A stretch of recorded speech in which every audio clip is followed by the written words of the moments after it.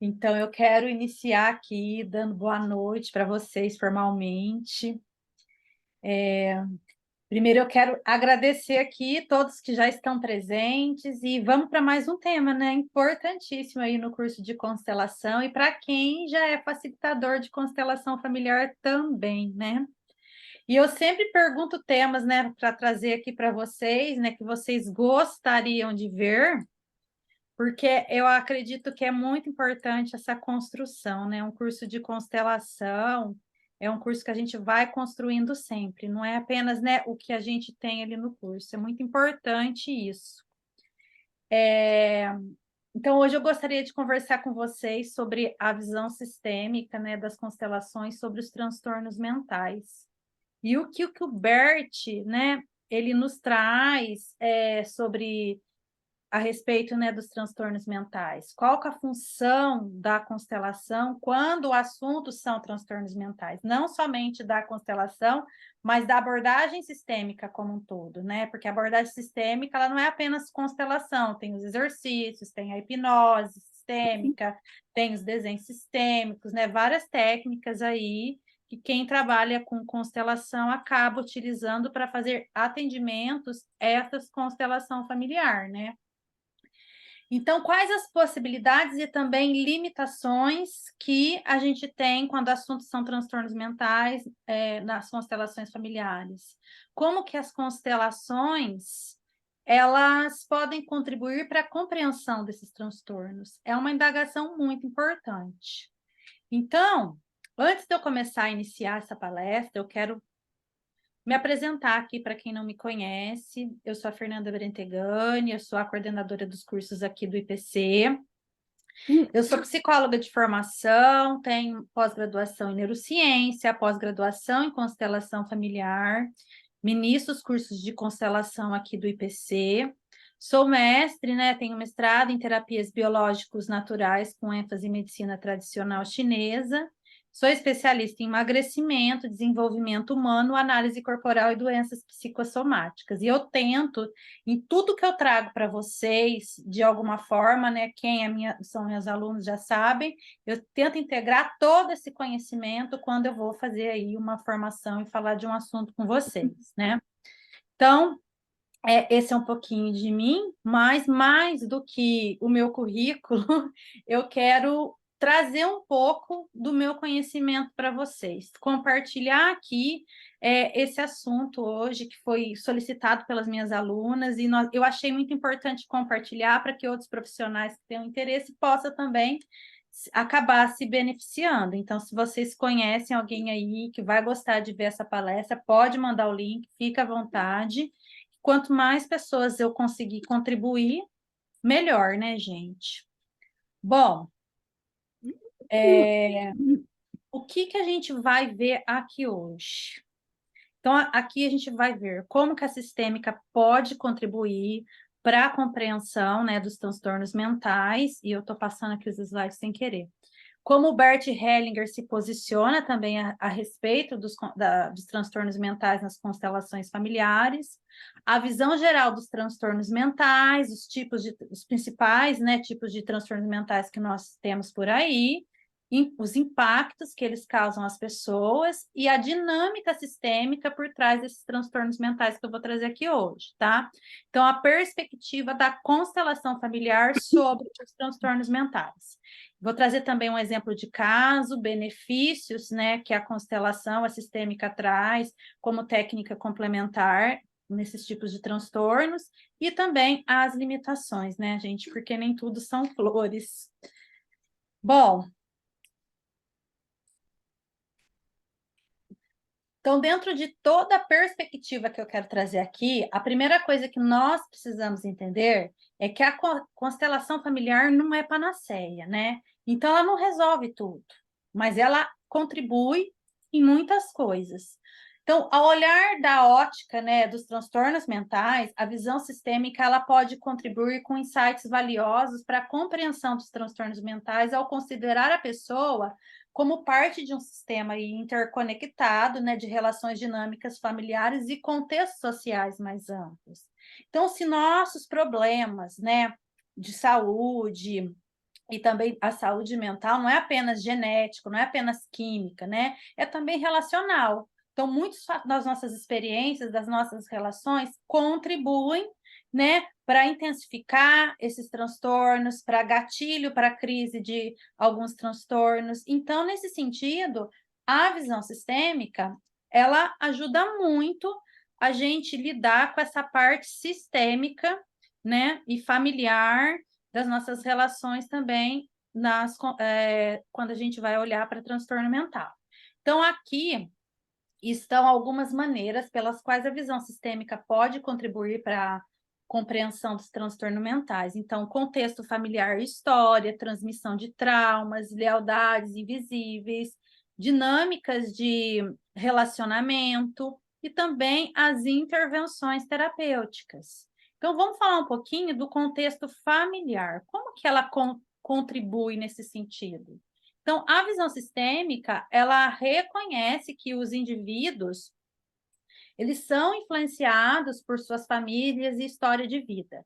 E ao examinar esse contexto familiar e os padrões de relacionamento, é possível identificar dinâmicas que podem ter contribuído para o desenvolvimento dos transtornos mentais, né? Questões como traumas, conflitos não resolvidos, segredos familiares, perdas, podem ser exploradas para entender, né, como podem ter impacto ali também na saúde mental da pessoa. Transmissão de traumas. A visão sistêmica, ela vai considerar a possibilidade de que traumas, estresse não resolvidos, eles podem ser transmitidos através das gerações. E o indivíduo, ele pode estar carregando traumas familiares que afetam a saúde mental, mesmo que esses traumas não tenham ocorrido diretamente com eles. Compreender essas transmissões, gente, podem ser cruciais para abordar os transtornos mentais de maneira abrangente. Então, vamos pensar que se tem uma genética aí, muito dos transtornos mentais, né, tem a genética que influencia. Nós temos também a epigenética, que é o que nos permite também herdar dos nossos ancestrais mais próximos conflitos internos que ele tem. Ou seja, isso significa que mesmo lá atrás, né, a gente não sabendo, e lá atrás, dependendo do tempo, né, não era tão comentado assim sobre depressão, ansiedade, essas coisas, mesmo as pessoas tendo e não sabendo, não resolviam, a gente acaba herdando isso por epigenética. É claro que o ambiente que a gente vive vai contribuir ou não para o desenvolvimento do transtorno, mas muitas vezes, por exemplo, eu posso ter uma depressão e essa depressão, né, tem gente que fala, ai, Fernanda, eu tenho depressão desde que eu nasci, eu não sei quando começou.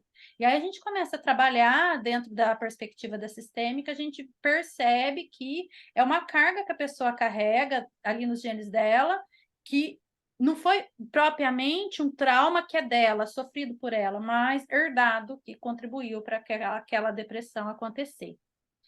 Lealdades invisíveis. As constelações familiares, elas exploram a ideia, né, de lealdades invisíveis dentro do sistema familiar. Então, onde os indivíduos, eles podem, então, inconscientemente assumir papéis e comportamentos para manter o equilíbrio sistêmico. E isso pode estar relacionado a transtornos mentais, onde um membro da família pode desenvolver ali, né, um sintoma para representar ou resolver uma questão ali não resolvida de outro membro ancestral, né? E as dinâmicas de relacionamentos, a visão sistêmica, ela vai analisar como que essas dinâmicas de relacionamento entre os membros da família, eles podem contribuir para o desenvolvimento e manutenção dos transtornos mentais. Então, padrões de comunicação disfuncionais, conflitos recorrentes ou papéis rígidos podem ser explorados para entender como essas dinâmicas elas influenciam na saúde mental. E as intervenções terapêuticas, através das constelações, elas podem oferecer, né, terapêuticas que visam trazer à tona essas questões não resolvidas, permitindo que os indivíduos, as pessoas, né, compreendam melhor essas dinâmicas subjacentes. Então, ao trabalhar com a constelação familiar, nós, terapeutas, né, e facilitadores em constelação, nós podemos ajudar os nossos clientes a encontrar novas perspectivas, reconciliações e resoluções emocionais que podem impactar positivamente os transtornos mentais. Lembra que eu falei lá no início que muitos dos nossos traumas, né, as nossas experiências relacionais impactam também no desenvolvimento de alguns transtornos mentais. Então, se eu elaboro melhor, é claro que isso vai impactar positivamente ali na vida da pessoa, na qualidade de vida dela, mesmo que esse transtorno mental, porque a gente fala em tratamento e não em cura de alguns transtornos, mesmo que eles não tenham cura, a gente pode contribuir significativamente para que essa pessoa ela consiga conviver com esse transtorno sem que aquilo lá afete tanto ela, porque se tem questão relacional ali, a gente consegue amenizar, apaziguar um pouco, né? Quando a pessoa ela começa ali procurar elaborar esses conflitos internos. Então, pessoal, é importante observar. Tem gente falando que não está ouvindo, vocês não estão me ouvindo? Vamos. Está ouvindo? Ah, então tá bom. Que susto.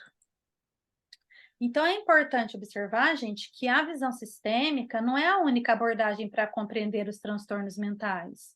E muitos fatores contribuem para a sua origem e desenvolvimento. Mas as constelações e toda abordagem sistêmica pode sim contribuir e muito, né, gente, como uma técnica complementar no tratamento dos transtornos mentais, como eu estou falando aqui.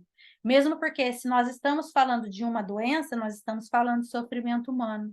E além da genética, como eu falei também, as nossas relações, os impactos dessas relações, toda a carga epigenética que carregamos podem contribuir e muito para intensificar ou desenvolver crises ali de uma pessoa. Então, vamos começar, agora que a gente já entendeu a importância, né, que as constelações têm aí dentro quando a gente fala de transtorno mental.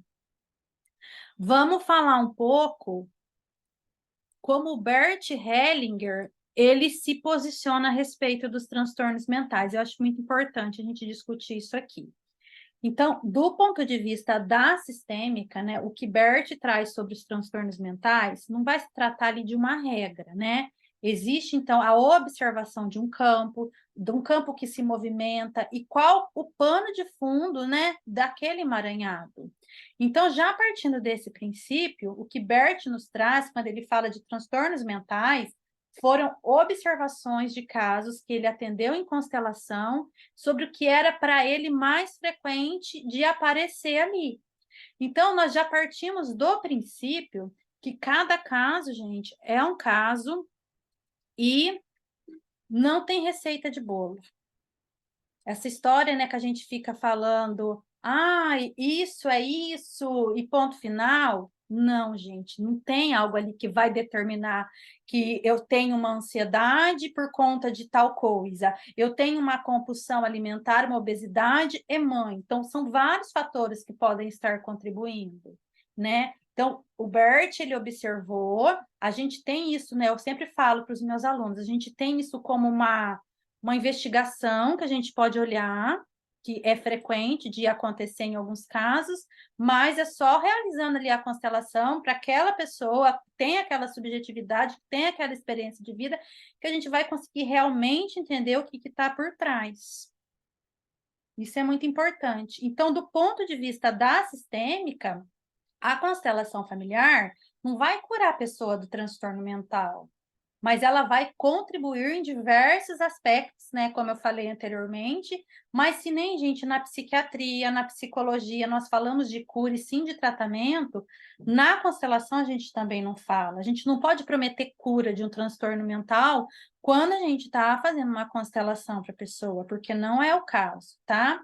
O que vai acontecer é que, se há questões relacionais envolvidas no transtornos, a constelação ela pode contribuir amenizando esses sintomas em muitos casos. E lá no livro A Cura do Bert Hellinger, né, e que eu já indiquei para vocês fazerem a leitura, ele explica muito a questão das doenças. E se vocês não leram, eu recomendo que leiam, que é um livro muito bacana e muito importante né?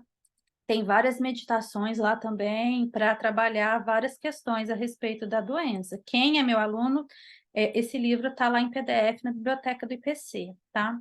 Quem quiser também, depois me chama que eu compartilho, não tem problema nenhum com isso.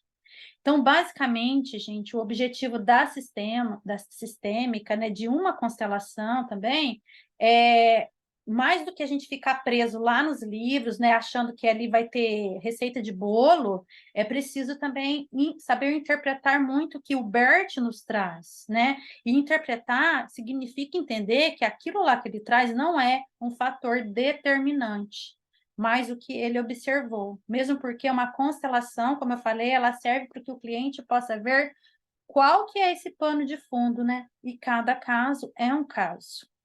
Então, nem o Bert vai trazer que as constelações curam transtornos mentais. Ele diz que em alguns casos, sim, pode ajudar, mas também em alguns casos não vai ajudar, não são todos os casos. Então, a constelação familiar, ela entra como uma possibilidade, como uma das terapêuticas, né, que nós podemos utilizar pelo paciente, por sua família, né, uma técnica complementar que vai ajudar ali, né, como eu falei, nos sintomas, na qualidade de vida, no entendimento das questões que essa pessoa também carrega. E agora, falando, né, de uma visão geral dos transtornos mentais, o que são esses transtornos mentais? Os transtornos mentais, eles são condições que afetam o funcionamento normal da mente, das emoções e do comportamento de uma pessoa. Então, eles podem causar sofrimento significativo, impactar negativamente o bem-estar geral e dificultar o funcionamento nas áreas da vida, né, diária, como relacionamentos, trabalhos, atividades sociais. Os transtornos mentais, gente, são diagnósticos médicos legítimos, reconhecidos pela Associação Americana de Psiquiatria e outras organizações de saúde mental. Então, quando a gente fala de diagnóstico de transtorno mental, nós estamos falando ali, né, de um critério diagnóstico que tem ali nos manuais, no DSM, no CID, que tem ali um tempo para a gente avaliar os critérios, os sintomas, as comorbidades. Então, não é porque, por exemplo, uma pessoa está ali há 15 dias triste porque ela passou por um conflito, perdeu o namorado, ou aconteceu alguma coisa, ela está triste, que ela tem depressão. Não é assim. Existe todo um critério diagnóstico que o psicólogo faz e o médico psiquiatra faz para a gente conseguir realizar, né, esse diagnóstico de transtorno mental, para depois começar ali com a terapêutica, o que a gente vai fazer numa equipe para trabalhar ali alguns aspectos, né? Bom, embora o papel do facilitador, gente, não seja diagnosticar transtorno mental, ele pode sim contribuir no manejo dos aspectos sistêmicos, né, que contribuem com o desenvolvimento e a sintomatologia desses transtornos. Então, é importante saber os nossos papéis nesses casos, tá? E existem estatísticas que são relevantes também quando a gente fala de transtorno mental, que é importante a gente saber, tá? As estatísticas, gente, variam de acordo com a região e o grupo demográfico, mas aqui estão algumas informações gerais sobre a prevalência desses transtornos mentais. Então, vamos lá. Segundo a Organização Mundial da Saúde, mais de 1 bilhão de pessoas em todo o mundo têm transtorno mental. Ansiedade e depressão são os dois transtornos mentais mais comuns. A Organização Mundial da Saúde relata que a depressão ela é a principal causa de incapacidade em todo o mundo, enquanto os transtornos de ansiedade estão entre os distúrbios prevalentes. E a esquizofrenia e os transtornos bipolares também afetam milhões de pessoas em todo o mundo, impactando gravemente a sua capacidade de funcionar. Gente, nós estamos vivendo uma época onde muitas pessoas estão sofrendo, né, emocionalmente, sofrendo de ansiedade, sofrendo de estresse, sofrendo de depressão, né? São vários os transtornos mentais. E existe também um tabu a respeito, né, quando a gente fala transtorno mental, até pelo DSM-5-TR, que foi atualizado esse ano, né, o termo transtorno, ele caiu em desuso, né? Agora a gente usa o termo disorder, né? Mas isso até vigorar, a gente conseguir, né, tirar essa palavra transtorno do vocabulário ainda é um pouco difícil. Mas estamos, né, nos acostumando. Então, o que que acontece? Eu posso, por exemplo, não ter também um diagnóstico fechado. Eu posso estar ali há um tempo sofrendo sintoma, mas não ter um diagnóstico fechado. A constelação ela vai te ajudar, porque existem conflitos ali que o transtorno mental não resume a pessoa. Se a pessoa traz história, se a pessoa traz relações. Então, a constelação, nesse sentido, vai sim conseguir ajudar, tá? E uma coisa que eu falo que eu acho muito importante, quando a gente fala de transtornos mentais, eles têm sintomas, né? E esses sintomas, existem alguns transtornos que os pacientes eles são mais regredidos. Regredidos no sentido, né, de, às vezes, eles não terem a autonomia de participar de uma constelação. Então, por exemplo, um autismo muito severo. A pessoa não vai conseguir fazer uma constelação, ela não tem essa consciência do que está acontecendo ali para ela olhar para aquilo e ressignificar, entende? Um paciente muito comprometido não vai conseguir. Então, eu, pelo menos, Fernanda, eu não faço, porque eu penso assim: se a pessoa está na constelação, ela vai para a constelação para olhar, para lidar melhor com aquilo, como que eu vou fazer com uma pessoa que está ali muito comprometida cognitivamente para passar pela constelação? Eu já vi um monte de gente falando, ai, mas a mãe, o pai, a fulano constelou para ela. Eu não concordo. Não tem como a gente fazer terapia para outra pessoa. A pessoa que está ali também na constelação, ela precisa estar ali entendendo o que está acontecendo, porque a constelação não é um processo que não independe da pessoa. Eu acho errado, né? Quem pensa dessa forma. A pessoa precisa olhar, ter percepção sobre aquele problema, lidar com as questões que aparecem ali de frente, né? E para isso, eu preciso estar num nível consciente muito bom para fazer a constelação, independente se eu tenho um transtorno mental ou não. Porque às vezes a pessoa ela chega desesperada também para constelar e ela não consegue. Então, isso é importante a gente pensar, tá? Então, quais são os tipos de transtornos mentais e seus impactos? Que eu vou falar aqui, nós vamos falar do transtorno de ansiedade, os transtornos depressivos, os bipolares, os transtornos alimentares e os transtornos de personalidade e as psicoses, mas nós temos também transtornos sexuais, enfim, se a gente for pegar pelo DSM, pelo CID, são várias, né, as categorias que nós temos ali. Então, vamos começar falando, né, embora o meu objetivo não seja aqui, né, dar uma aula de psicopatologia para vocês, aqui estão alguns dos principais tipos de transtornos mentais e como eles podem afetar a vida das pessoas. E eu vou começar aqui falando sobre o transtorno de ansiedade. Então, qual que é a definição do transtorno de ansiedade? De uma forma bem geral, tá, gente? Então, pessoas com transtorno de ansiedade podem experimentar preocupações excessivas, medos intensos, ataques de pânico e evitação de situações temidas. Exemplo, né? Nós temos o transtorno de ansiedade generalizada, transtorno de pânico, as fobias, transtorno de estresse pós-traumático. E qual que é o impacto? Pode levar a sintomas como palpitações, tremores, sudorese, dificuldade de concentração e evitação de situações temidas. Então, pode prejudicar o funcionamento social dessa pessoa, ocupacional e também emocional, né? E falando de dinâmica sistêmica, que é o que interessa aqui para nós, pessoal, depois, se vocês quiserem, eu compartilho esse slide, tá? Não precisa ficar se preocupando em copiar, não, porque é o que eu falo para vocês. Não vejo problema nenhum depois em compartilhar esse material aqui, para quem precisar, tá? Então, vamos pensar nas dinâmicas sistêmicas, né, da ansiedade, já entendendo aí que não tem receita de bolo, né? É uma visão, e aí a gente vai precisar investigar na constelação. Então, é como se fosse ali a ponta, né, do novelo que a gente precisa ali desenrolar. Só a constelação mesmo para a gente saber. Antes de eu falar, deixa eu dar uma olhadinha aqui no chat. Tá, então, no final, eu compartilho aqui com vocês o presente que eu vou dar, que é o e-book, e também esses slides aqui, tá bom? Eu estou vendo aqui com a minha equipe ainda se a gente vai disponibilizar a gravação da palestra, mas eu acho que vamos, lá no grupo. Então, se vocês quiserem assistir depois, novamente, não saiam, tá?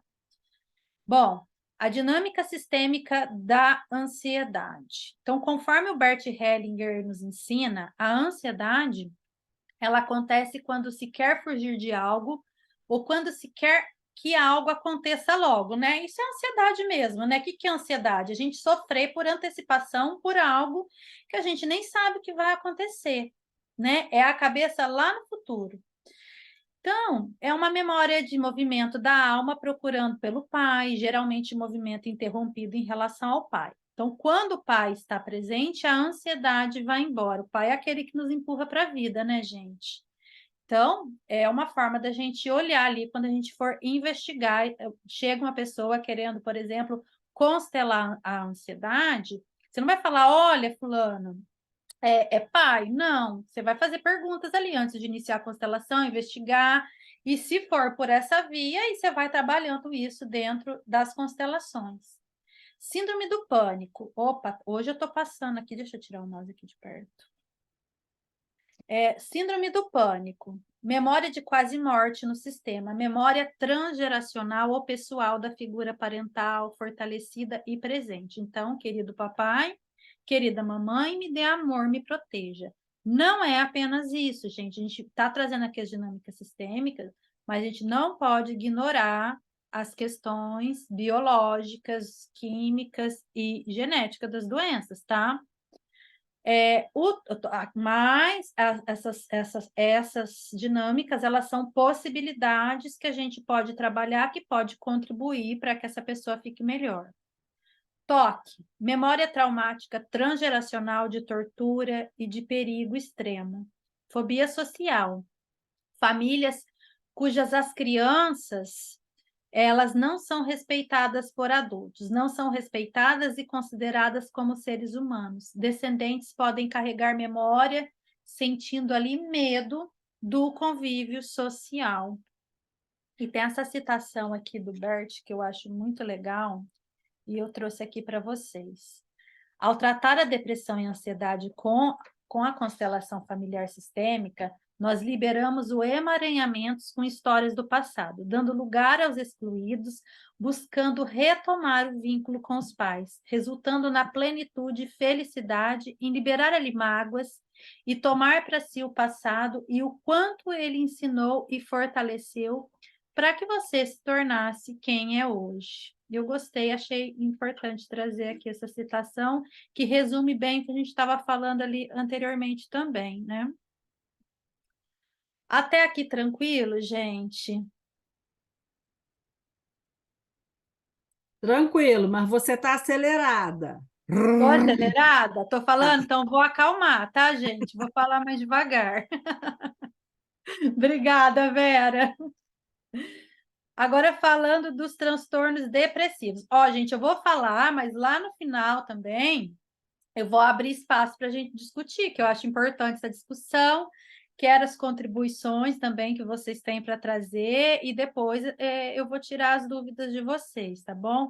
Eu não estou muito de olho aqui no chat, mas depois eu vou olhar também, se tiver alguma dúvida por aqui, eu respondo, tá bom? Bom, transtornos depressivos. Qual que é a definição, né, dos transtornos depressivos? Então, os transtornos depressivos, eles envolvem ali sentimentos persistentes de tristezas, perda de interesse, energia reduzida e alterações no sono e apetite. Quais são os exemplos dos transtornos depressivos que nós temos? Nós temos a depressão maior, que na psicanálise a gente chama, né, de melancolia, o transtorno depressivo persistente, que é a distimia, e quais são os impactos da depressão na vida de uma pessoa? Ela vai afetar o humor, o pensamento, o sono, dificuldade de concentração, apetite, pensamentos de autocrítica e risco de suicídio. Então, a depressão é uma doença grave, gente, não é frescura, é uma doença que incapacita a pessoa, é uma doença perigosa, que nós devemos tomar atenção, né? Quando uma pessoa chega com depressão para a gente, muitas vezes a depressão existe a necessidade de medicação, de um acompanhamento do psiquiatra, porque tem uma química aí. E muitas vezes a pessoa não dá conta de tratar apenas, né, na própria psicoterapia, na constelação, a depressão, né? Nós vamos ajudar, mas nem sempre. O nosso trabalho ali é multidisciplinar, sempre, quando a gente fala de transtorno mental. Qual que é a dinâmica sistêmica da depressão? Peraí, parece que caiu. Caiu só o PowerPoint. Peraí.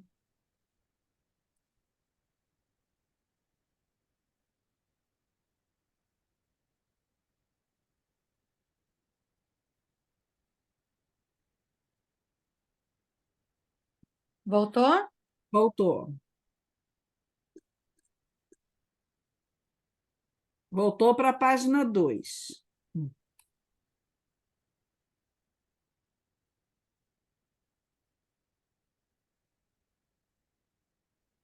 E agora? Agora está indo para o depressão. Tá. Aí.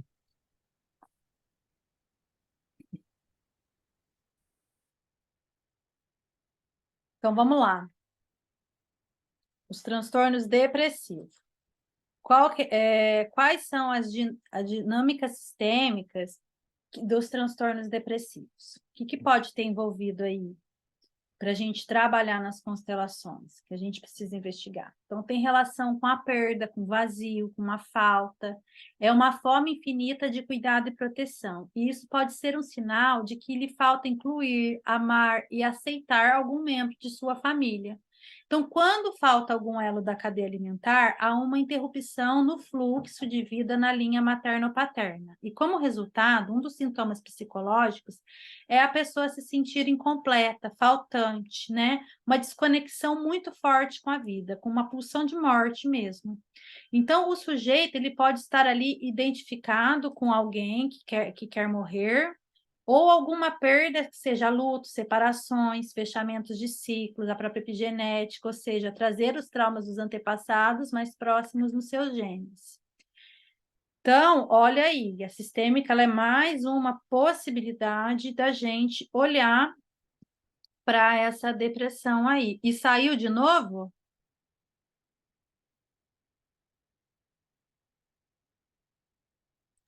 Saiu de novo. Ai, gente.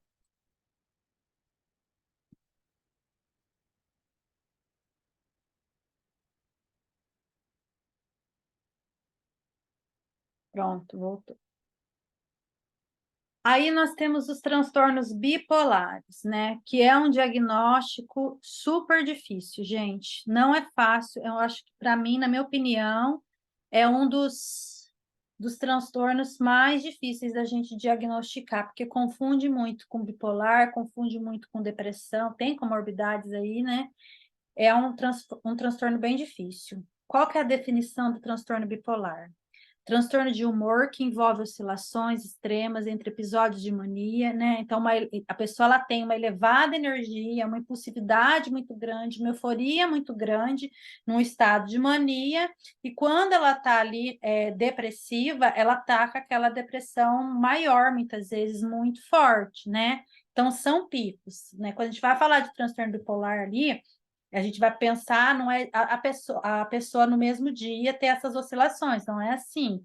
São períodos de tempo que a pessoa ela fica ali no estado de mania, depois ela cai no estado depressivo. Então tem um prazo ali, né? Não é tudo no mesmo dia. Então, quais são os tipos de transtorno bipolar? Nós temos o transtorno bipolar tipo 1, tipo 2 e o tipo 3. E qual que são os impactos dos transtornos bipolares na vida de uma pessoa, de uma forma bem resumida? Ela vai impactar relacionamentos, comportamentos impulsivos, trabalho e tomada de decisões. Como dinâmica sistêmica, traz o quê? Uma memória transgeracional de identificação com perpetrador e vítima, alternadamente, então, uma hora perpetrador, uma hora vítima. Dinâmicas familiares e conflitos não resolvidos, então, eles podem explorar como os padrões de interação, segredos ou traumas passados podem influenciar os desequilíbrios emocionais dessa pessoa. A busca por equilíbrio no sistema familiar. No estado de mania, gente, pode estar havendo ali memórias de grandes traumas que colocam a vida em ameaça a diversidades climáticas, guerras, entre outros conflitos coletivos. Então, quando a gente vai trabalhar o bipolar, gente, dificilmente ele vai, num pico de mania, procurar tratamento. Porque quando ele está ali, né, com um episódio de mania, ele está bem, ele se sente o super-herói. Então, dificilmente, se ele está em tratamento, esse é o momento que ele vai procurar parar. Por isso que na terapia, quando a gente vai trabalhar com bipolar, a gente faz alguns acordos, porque e sempre está reforçando a importância do tratamento constante, é necessário medicação, não tem como, tá, gente, falar que uma pessoa que tem transtorno bipolar não precisa de medicação, porque é necessário. Mas a gente tem isso, então a gente nunca vai ver uma pessoa em estado de mania também procurar a constelação. Gente, eu nunca vi, é muito difícil, tá? Mas nos quadros de depressão, é mais fácil delas procurarem, tá? Querer entender melhor esse tipo de transtorno. Deixa eu dar uma olhadinha. Tá bom, Ana?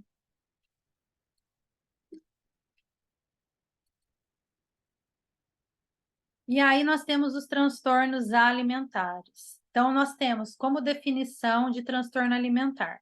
Eles podem causar preocupação obsessiva com peso, imagem corporal e comportamentos, né, alimentares prejudiciais. Então, como transtorno alimentar, nós temos a anorexia nervosa, a bulimia, o transtorno de compulsão alimentar e a própria obesidade, né? Quais são os impactos? Pode levar a problemas de saúde física, psicológica e social. Quando a gente fala de transtorno alimentar, gente, eu sou especialista em emagrecimento. Quando eu vou trabalhar emagrecimento numa pessoa, eu tenho um teste lá, que é teste de sabotadores de emagrecimento. Então, lá nesse teste, a gente tem mais de, acho que, 28 sabotador que impede que a pessoa emagreça e como também ali um pouco de raiz do que pode estar causando esses transtornos alimentares. E as dinâmicas sistêmicas, eu já fiz uma palestra sobre isso aqui para vocês, né? É apenas uma das visões que a gente tem aí quando a gente vai falar de transtorno alimentar, tá? Então, como dinâmica sistêmica, nós podemos olhar ali com uma dificuldade com a mãe, conflito entre morrer e viver. Na bulimia, na maioria das vezes, o pano de fundo é o fato da mãe dizer ao filho: você só pode aceitar o que vier de mim. O que vier de seu pai não presta. E assim a criança aceita o que vem da mãe. Mas por amor ao pai, ela vai rejeitar tudo. A solução, gente, parece ser a seguinte: a criança ela imagina que ela está sentada no colo do pai e que toda a comida está espalhada na sua frente. E, em seguida, é alimentada pelo pai como uma colher de chá. E a cada colherada diz: pai, eu gosto de comer com você e aceito de bom grado o que você me oferece. Então, essa é a intervenção da bulimia. Então, se a gente percebe que tem esse padrão na bulimia, a gente precisa ensinar essa pessoa, né, a tomar esse pai para si, a sair dessa triangulação onde ela tem que tomar somente um partido e excluir esse pai. Então, são questões que a gente vai trabalhar ali dentro da sistêmica. A anorexia. Nesse caso, um dos pais ele é atraído para a morte e o filho diz interiormente: eu vou no seu lugar. Tem relação também com exclusão. Eu até compartilhei com vocês lá no meu Instagram, eu não vou lembrar o nome aqui, um filme que eu assisti sobre anorexia, que é muito sistêmico, né, para a gente entender, e essa menina, ela tinha ali uma pulsão de morte muito forte, uma desconexão com a mãe, e aí quando ela tomou essa mãe no coração dela, ela resolveu lá os conflitos, ela conseguiu melhorar, mas ela precisou passar por todo um processo. Esse filme explica bem isso aí. E a compulsão alimentar tem relação com a falta. Onde está o afeto? Onde está o amor gratuito? Quem não foi valorizado por ser quem era? Por quem mais está alimentando? Então, muitas vezes, nós vamos fazer uma constelação e aparece ali um gêmeo evanescido. E essa pessoa está comendo por dois. Então, são dinâmicas que a gente observa, tá? E a obesidade tem muita relação com a mãe, né? Então, aquele que não dá lugar para a mãe no coração, dá lugar no corpo. Então, a obesidade na sistêmica, né? É como se aquela gordura toda fosse uma coraça de proteção que a pessoa cria, né? Pela falta dessa mãe, entende? Pela falta de tomar essa mãe. Então, são pontos que a gente pode ir observando ali, né? E os transtornos de personalidade, que são eles? Transtornos de personalidade, eles envolvem padrões rígidos e persistentes de pensamento, comportamento e relacionamentos. Exemplos: o transtorno borderline de personalidade, transtorno de personalidade antissocial, temos também o transtorno esquizotípico, o transtorno narcisista.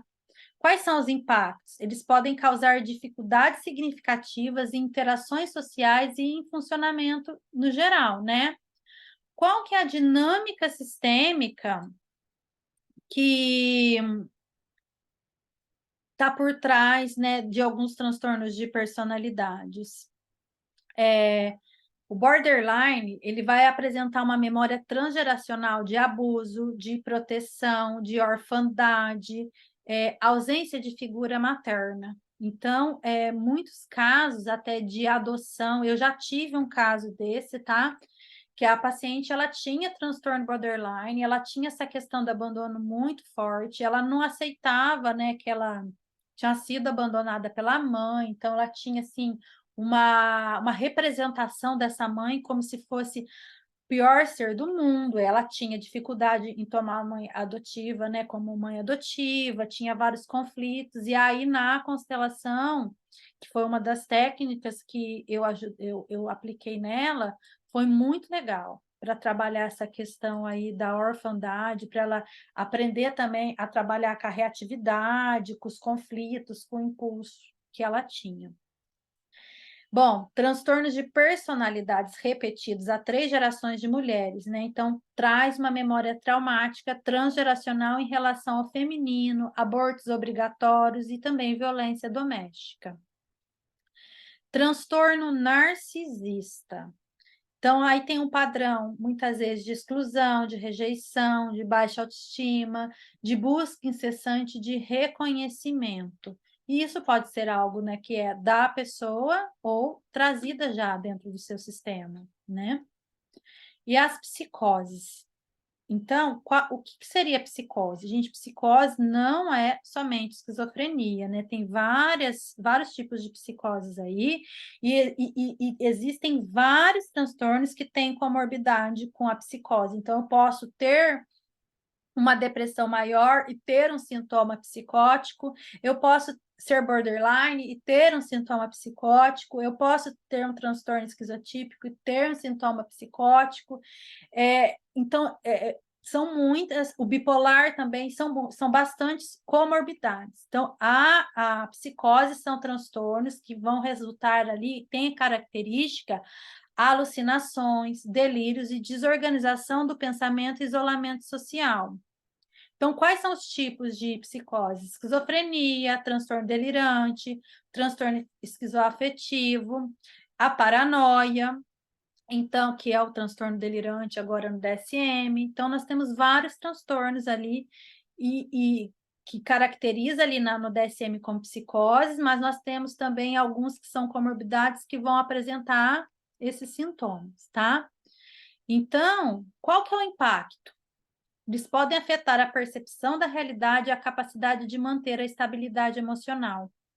Quando a gente vai falar de psicose, gente, a pessoa precisa vir com um diagnóstico e, mais uma vez, ela não pode estar em crise nem muito comprometida para fazer a constelação, tá?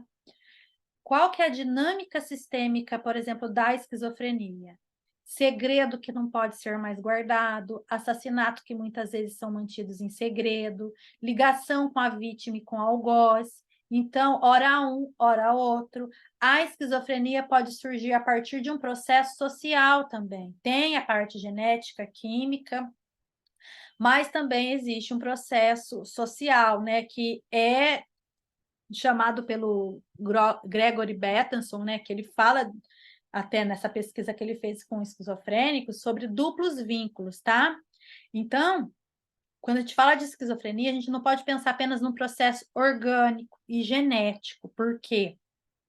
Porque muitas vezes, né, também existem. O que são esses duplos vínculos? São ambivalências de sentimentos, ambivalências de relações. E aí o que acontece? Muitas vezes a pessoa ela não dá conta e aí acaba desencadeando, né, as crises, né? E existem fatores também, por exemplo, abuso de droga na adolescência, que se a pessoa tem genética, contribui. Mas, né, vamos olhar, aqui a gente está focando na dinâmica sistêmica, que é o que o constelador vai olhar, são padrões aqui que podem acontecer, tá? De esquizofrenia. Até aqui, gente, foi uma visão muito geral dos transtornos mentais e das dinâmicas sistêmicas que podem estar aí por trás desses transtornos, e isso eu trouxe mais para a gente entender mesmo o contexto dessa palestra, né? Mas porque para a gente aprofundar mais, a gente precisa aqui de horas e horas, né, de psicopatologia, e para quem está na pós, né, o curso aqui de formação em constelação, eu tenho um módulo exclusivo de doenças psicossomáticas e dinâmicas sistêmicas, onde eu trago um conteúdo que é riquíssimo, não somente de transtorno mental, mas das doenças, né, e suas dinâmicas sistêmicas envolvidas. Então, se vocês estão aí, pode ter certeza, na pós e na formação completa, vocês têm um módulo disso. Eu acredito que algumas pessoas que estão aqui já até realizaram. Então, uma coisa que é importante aqui é que se a gente entende esses conflitos internos de uma pessoa como um transtorno, esses conflitos, né, internos de uma pessoa com um transtorno mental, através das constelações, nós conseguimos ajudar na elaboração desses conflitos. E aí é quando, é claro, algumas coisas já começam ali a mudar, né, a melhorar, a apaziguar. Então, na minha opinião, Fernanda, a constelação ela não atua diretamente no transtorno, mas ela ajuda o sujeito a lidar melhor com seus sintomas, ter muitas vezes mais qualidade de vida, porque o autoconhecimento vai te libertar ali de alguns padrões que podem estar, por exemplo, sendo gatilho para uma crise. Por exemplo, o borderline. O borderline ele tem muita questão relacionada ao abandono. Se ele convive ali num ambiente onde ele entra em contato com esse padrão de abandono, com esses gatilhos, ele vai ter picos e picos de crise, de agressividade, de berrar. Então, quando ele entende a identificar esse padrão e lidar com isso de uma forma mais saudável, também, né, ter um acompanhamento necessário, claro que ele vai ter mais qualidade de vida. Outra coisa, as dinâmicas sistêmicas, elas são possibilidades, não é nada ali determinante, mais uma vez vou falar.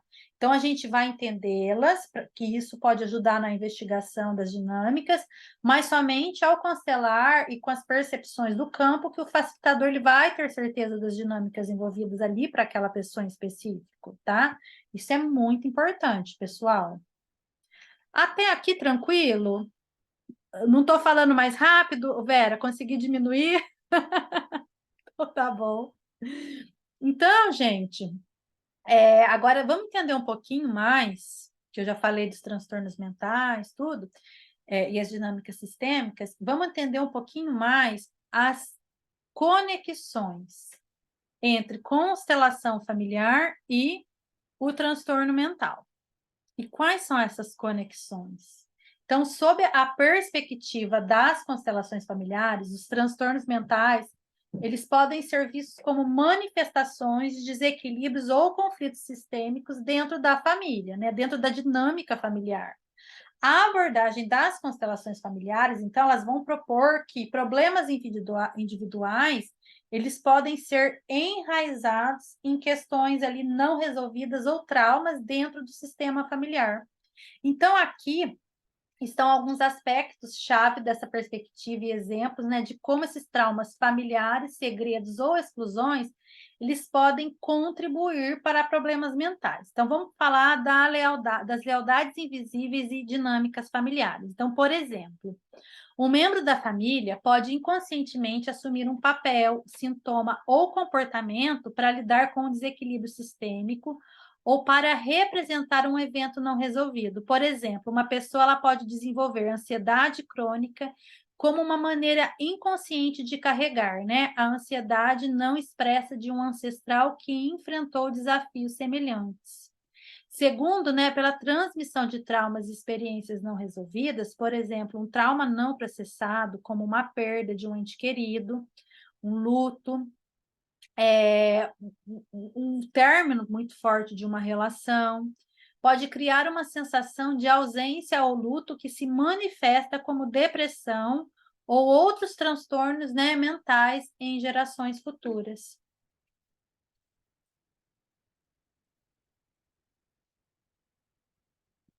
Segredos e exclusões.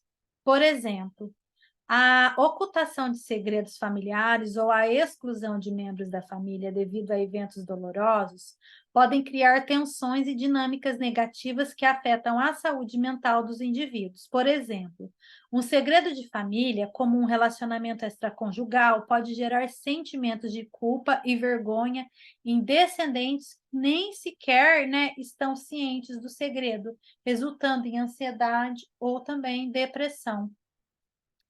Então, eu quero trazer aqui um exemplo de caso para vocês, né? Então, imagine uma pessoa que sofre de depressão maior, depressão crônica, né? E aí busca entender a origem do seu sofrimento através das constelações familiares, né? Então, durante uma constelação, né, durante uma sessão, descobre-se que um ancestral, ele enfrentou uma grande perda, mas essa perda, ela nunca foi reconhecida ou lamentada adequadamente por essa família. E esse ancestral, ele pode não ter tido, então, a chance de ter processado esse luto de maneira saudável. E essa dor não resolvida foi ali transmitida silenciosamente através das gerações. Então, a pessoa, né, que está ali buscando ajuda, ela estava carregando essa tristeza ancestral em sua depressão, representando ali uma tentativa inconsciente de honrar esse luto que não foi reconhecido ali do seu antepassado. Então, para falar de transtorno mental, nós não podemos também esquecer que existe estudo de psicopatologias, né, como eu falei, uma química, fatores genéticos, causas e origens que requer tratamento adequado, diagnóstico adequado, muitas vezes uso de medicações e, em muitos casos, intervenções clínicas. Paciente que sofre de transtorno mental, é muito importante, tá? Para ele, o acompanhamento do psiquiatra, do psicólogo, de grupos de apoio, manejo familiar adequado. E a constelação, ela pode ser uma terapia complementar que vai contribuir na intensidade dos sintomas e apaziguar os conflitos internos do cliente. Há casos também em que ela vai ser extremamente benéfica, mas, como eu falei, em outros casos, nem tanto. Pacientes, gente, como eu falei, muito regredidos, eu não aconselho nem constelar, é muito complicado, tá? A constelação, ela não vai ser indicada para todos os casos e depende muito, como eu falei, do estado do cliente. E essas dinâmicas que eu trouxe aqui, gente, mais uma vez, elas vão servir como parâmetros de investigação e uma constelação, né? Não significa que aquilo lá é aquilo lá, essa dinâmica, senão não precisava nem constelar. Então, eu preciso entender isso aí e investigar o que realmente o fator de fundo que essa pessoa tem que traz ali para constelar. E as constelações, ela vai ajudar na consciência de como a gente pode atuar sobre algo de uma forma que não vai ali mais nos impactar negativamente, né? Vai dar mais clareza de como elaborar melhor os conflitos. Por exemplo, né, o borderline, ele tem muitas questões com abandono, com afeto, então a constelação vai ajudar muito a trabalhar esse abandono, a própria reatividade, a impulsividade, a tomar esses pais, melhorar esse vínculo de amor interrompido que pode estar presente. Então, tudo isso a gente consegue.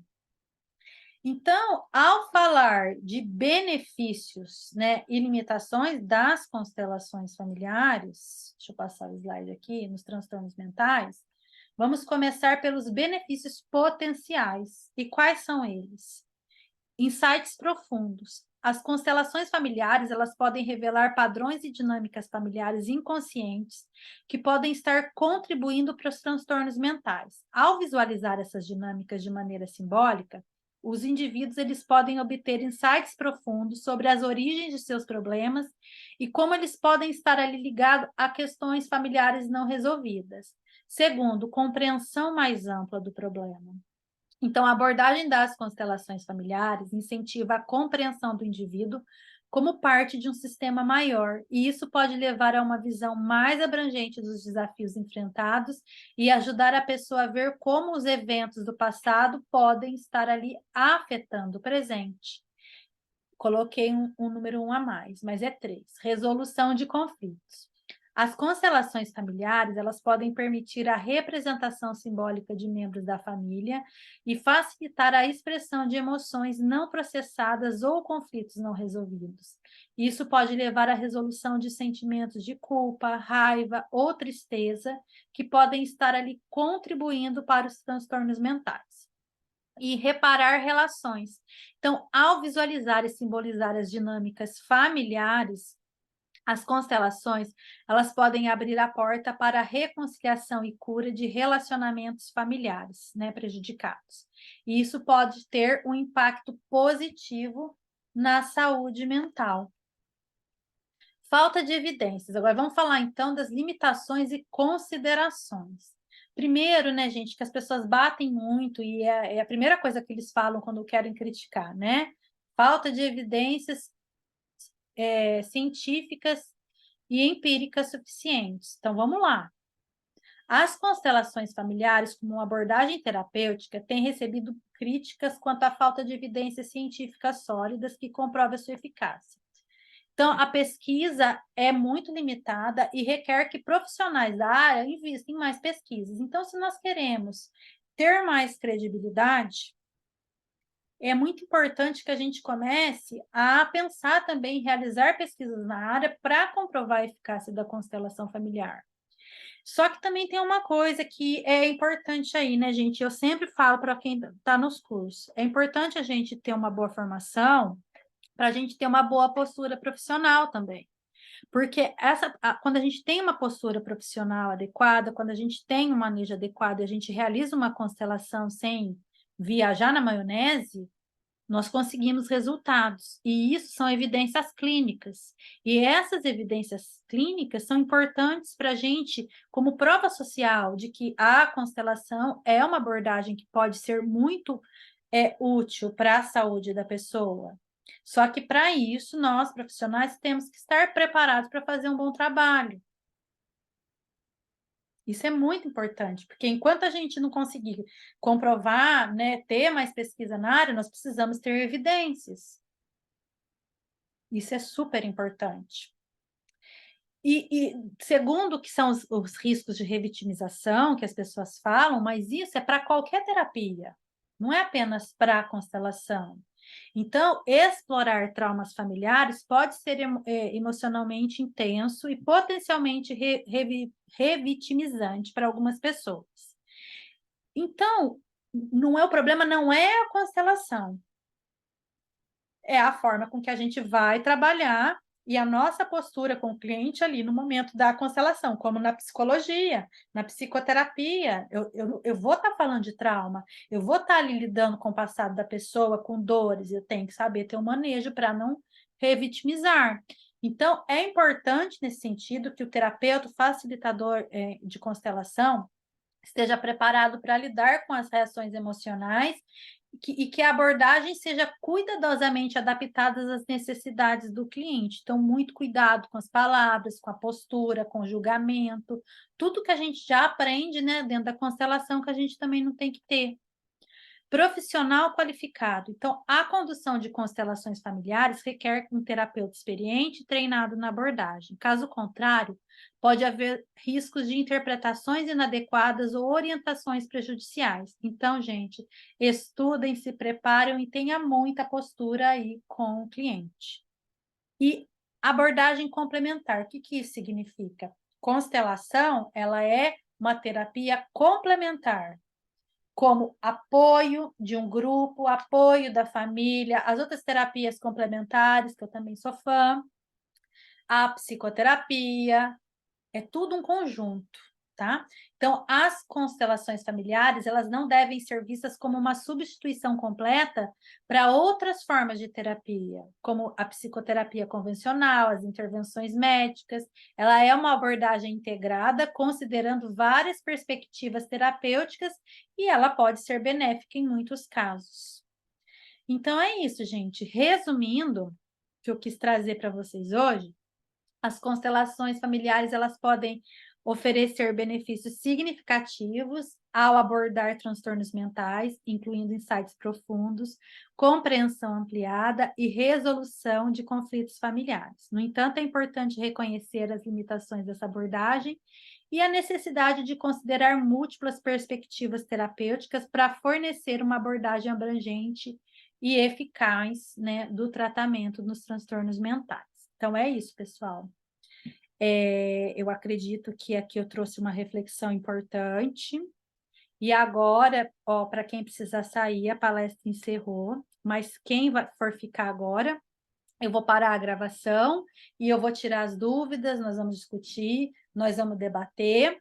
E aí eu já vou depois colocar para vocês lá no grupo a apostila e esse slide aqui, tá bom? Então, quem está aqui hoje, que participou, a apostila não, vou colocar o slide, tá?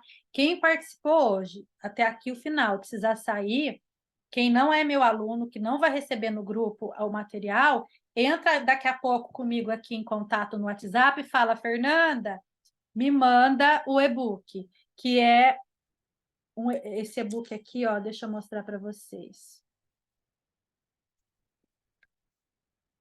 Só que eu preciso que vocês estão vendo aí? Não está dando para ver? É um e-book que eu quero que vocês me mandem agora, em seguida, no celular, tá? Porque senão depois vai ver a palestra. Eu não vou mandar para quem mandar amanhã, só para quem participou mesmo e está vendo aqui, tá?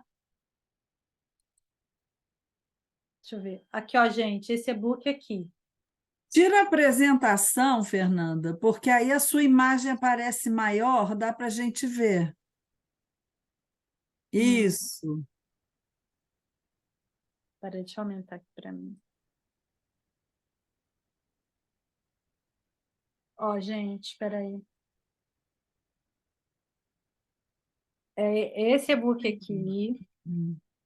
Então, vai ter as ferramentas, tem 42 páginas Poxa, que de massa! conteúdo para vocês. Então, vai ter...